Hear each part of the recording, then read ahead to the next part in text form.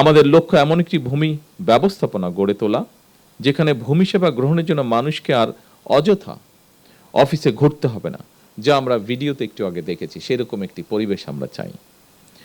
অথবা দুর্নীতি কিংবা হয়রানির শিকারও হতে হবে না। বিসমিল্লাহির রহমানির রহিম। আজ থেকে 3 দিন ব্যাপী ভূমি সেবা মেলার উদ্বোধন হতে যাচ্ছে। ভূমি সেবা মেলার উদ্বোধনী অনুষ্ঠানের সম্মানিত সভাপতি, উপস্থিত মন্ত্রিসভার সদস্যবৃন্দ, বিভিন্ন মন্ত্রণালয়ের সিনিয়র সচিববৃন্দ, ডেভেলপমেন্ট পার্টনার্স, সারা দেশে ভূমি মন্ত্রণালয়ের কর্মকর্তা ও সদস্যবৃন্দ, সম্মানিত সুধীবৃন্দ এবং সারা দেশ থেকে ভূমি মেলায় যারা অনলাইনে সংযুক্ত হয়েছেন, সকল উপস্থিতিবৃন্দ, আসসালামু আলাইকুম। ভূমি কিংবা জমি সংক্রান্ত তথ্য হালনাগাদ করা কিংবা খাজনা প্রদান, এইসব বিষয়গুলো সম্পর্কে ইতিমধ্যেই আপনারা যারা আলোচনা করেছেন কম বেশি তাদের কাছ থেকে আমরা জেনেছি, আমরা সকলেই কম বেশি তাদের কাছ থেকে শুনতে পেয়েছি বা জেনেছি। আমি আর সেগুলো আবার নতুন করে বলতে চাই না। উপস্থিতিবৃন্দ, যুগ যুগ ধরে ভূমি জমি সংক্রান্ত হিসাব নিকাশ এবং এসবের ভাগ বাটোর একটি চলমান প্রক্রিয়া আমাদের সমাজ জীবনে বা পারিবারিক জীবনে। জগতের নিয়মে প্রজন্মের পর প্রজন্ম অতীত হয়ে গেলেও ভূমি জমি এটা থেকেই যায়। সময়ের পরিক্রমায় একই পরিবার হয়তো একই জমি বিভিন্ন শরিকদের মধ্যে বারবার বন্টন হতে থাকে। ফলে সঙ্গত কারণেই একই পরিবার এবং স্বজনদের মধ্যে বন্টন প্রক্রিয়া কিংবা বিক্রি সূত্রে জমির মালিকানাও বারবার পরিবর্তন ঘটতে থাকে। শুধু যুগ যুগ নয়, বলা যায় শতাব্দীর পর শতাব্দী ধরেও ভূমি জমির মালিকানা এইভাবেই নির্ধারিত হয়ে আসছে। আজ থেকে হয়তো 100 বছর আগে যেই জমির মালিক ছিলেন মাত্র একজন মানুষ, বর্তমানে সেই জমির মালিক হয়তো অনেক বেশি সংখ্যক মানুষ। এভাবেই জমি ভূমির মালিকানা শরিকানা যেমন বেড়েছে, স্বাভাবিকভাবেই জমির মালিকানা সংক্রান্ত পুরো প্রক্রিয়াকে রেকর্ডে রাখার জন্য ভূমি কর্মকর্তাদের দায় দায়িত্ব তেমনই বেড়েছে। মালিকানা, খাজনা, দলিল, খতিয়ান, দাগ, পর্চা, নামজারি, জমা খারিজ, মৌজা, সিএস, আর এস বা ডিএস, এই শব্দগুলোর সঙ্গে জমির মালিক মাত্রই কম বেশি পরিচিত সারা দেশময়। ফলে এইসব বিষয়ে নিজেদের মালিকানা হালনাগাদ রাখতে মানুষকে সংশ্লিষ্ট ভূমি অফিসে আসতেই হয়। তবে প্রযুক্তিগত উন্নয়নের সাথে সাথেই ভূমি ব্যবস্থাপনাও আধুনিকরণ হয়েছে। সেবা গ্রহীতাগণ নিজের জমিজমা সংক্রান্ত বিষয়গুলি বর্তমানে ঘরে বসেই অনলাইনে সম্পন্ন করতে সুযোগ পাচ্ছেন। এমনকি যারা অনলাইনে নিজের জমিজমার খাজনা প্রদান কিংবা প্রয়োজনীয় কার্যক্রম করতে সক্ষম নন, তাদের জন্য রয়েছে ভূমি সহায়তা সেবা কেন্দ্র। বেসরকারি উদ্যোক্তাদের পরিচালনায় ইতিমধ্যেই দেশের 61টি জেলায় বর্তমানে 893টি ভূমি সেবা সহায়তা কেন্দ্র চালু রয়েছে। এসব কেন্দ্র থেকে নির্ধারিত সেবা মূল্যের বিনিময়ে নাগরিকগণ সহজেই ভূমি সেবার আবেদন করতে পারছেন এবং সরকারি ফি পরিশোধ করতেও সক্ষম হচ্ছেন। পর্যায়ক্রমে দেশের প্রতিটি ইউনিয়নে এ ধরনের আরও ভূমি সেবা সহায়তা কেন্দ্র স্থাপনের পরিকল্পনা সরকারের রয়েছে এবং একই সাথে পাশাপাশি নাগরিকদের হাতের মুঠোয় ভূমি সেবা পৌঁছে দিতে চালু করা হয়েছে মোবাইল অ্যাপ, যার নাম দেওয়া হয়েছে, খুব সম্ভব অ্যাপটির নাম দেওয়া হয়েছে ভূমি।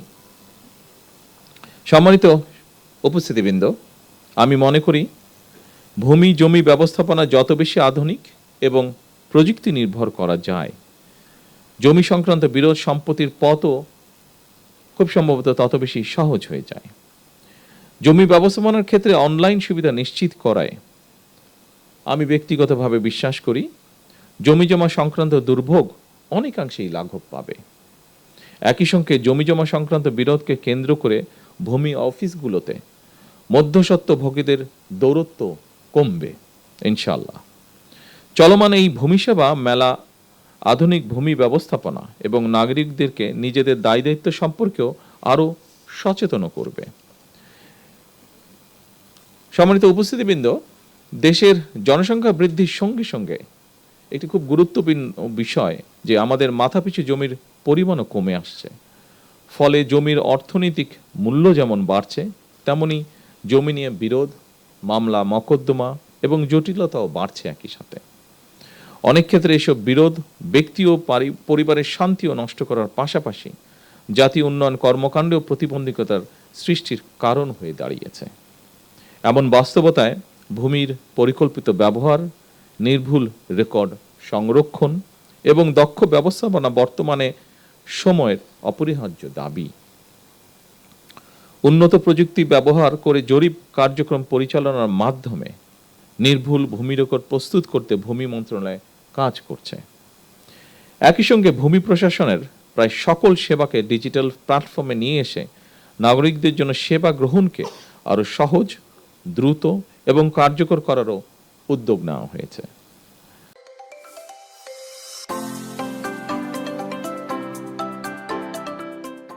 আমাদের লক্ষ্য এমন একটি ভূমি ব্যবস্থাপনা গড়ে তোলা যেখানে ভূমি সেবা গ্রহণের জন্য মানুষকে আর অযথা অফিসে ঘুরতে হবে না, যা আমরা ভিডিওতে একটু আগে দেখেছি। সেরকম একটি পরিবেশ আমরা চাই, অথবা দুর্নীতি কিংবা হয়রানির শিকারও হতে হবে না।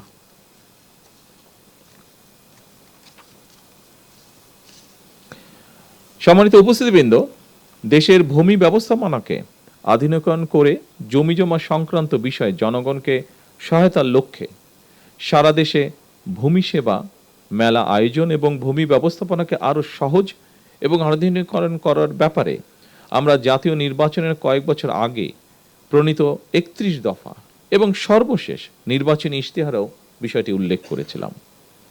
আজ থেকে সারা দেশে ৩ দিন ব্যাপী এ ধরনের ভূমি সেবা মেলার আয়োজনের মাধ্যমে সরকার জনগণের কাছে আরও একটি নির্বাচনী ইশতেহার পূরণ করতে যাচ্ছে ইনশাআল্লাহ।